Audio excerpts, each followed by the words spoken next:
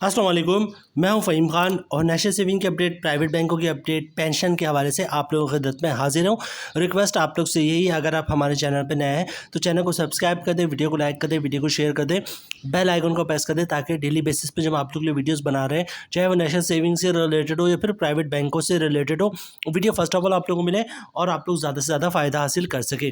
जनाब, आज की जो हमारी वीडियो है वो पेंशन के हवाले से और पेंशन में जो टैक्स के हवाले से बातचीत चल रही है बिटवीन आईएमएफ और जो आपका फाइनेंस मिनिस्टर, इनके हवाले से लेटेस्ट अपडेट है आप लोगों के लिए। ठीक है, तो जनाब वीडियो की तरफ चलते, टाइम ज़ाया किए बगैर। अच्छा, आप लोग बहुत ज़्यादा सवालात कर रहे थे कि जनाब पेंशन पे जाहिर सी बात है टैक्स लग जाएगा, जो पहले कभी कोई टैक्स नहीं हुआ करता था।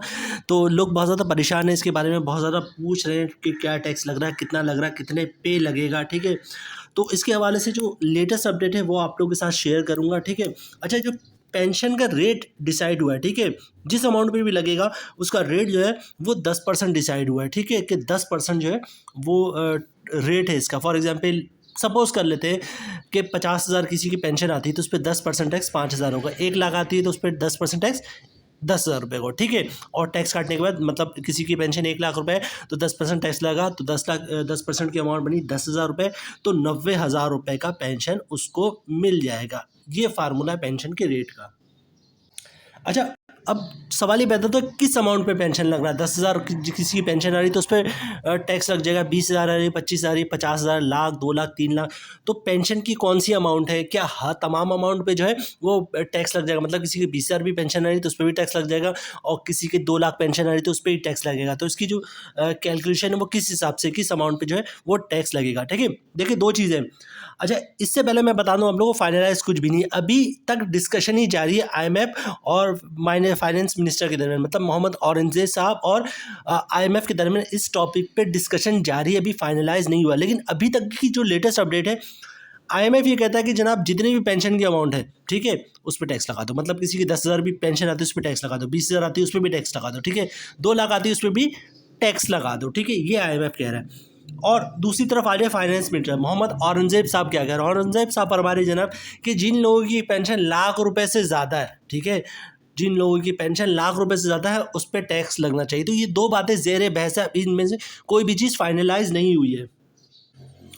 जैसे अभी कुछ अर्से पहले मीडिया पे ये बातें चल रही थी, हमने उसको कोशिश की क्लियरफाई करे, लोग अखबारों में छपा कि जनाब जो रिटायरमेंट एज है वो 65 साल हो गई। ठीक है, 60 साल से बढ़ा के 65-60 कर दी है फाइनेंस मिनिस्टर ने, ताकि जो पेंशन का बोझ है उसको कम किया जाए। हमने आपको उसी वक्त अपडेट कर दिया था कि जनाब ये फाइनल नहीं है, इसके बारे में गवर्नमेंट सोची। लोगों ने बड़ी बड़ी वीडियो बना के डाली कि जनाब रिटायरमेंट की जो है वो एज पेंशन 65 साल कर दी, लोग 60 साल में नहीं 65 साल में जो है वो रिटायर होंगे। हमने आपको उसी वक्त भी कंफर्म किया था कि ये फाइनल नहीं है। फिर क्या हुआ जनाब, फिर ये हुआ कि नहीं 65 साल नहीं, रिटायरमेंट के देर की जो एज है वो 60 साल हो गई। उसके बाद क्या, अभी की लेटेस्ट की अपडेट है कि जनाब ना 60 साल है ना 65 साल है, 63 साल हो गई। ये भी फाइनल नहीं है।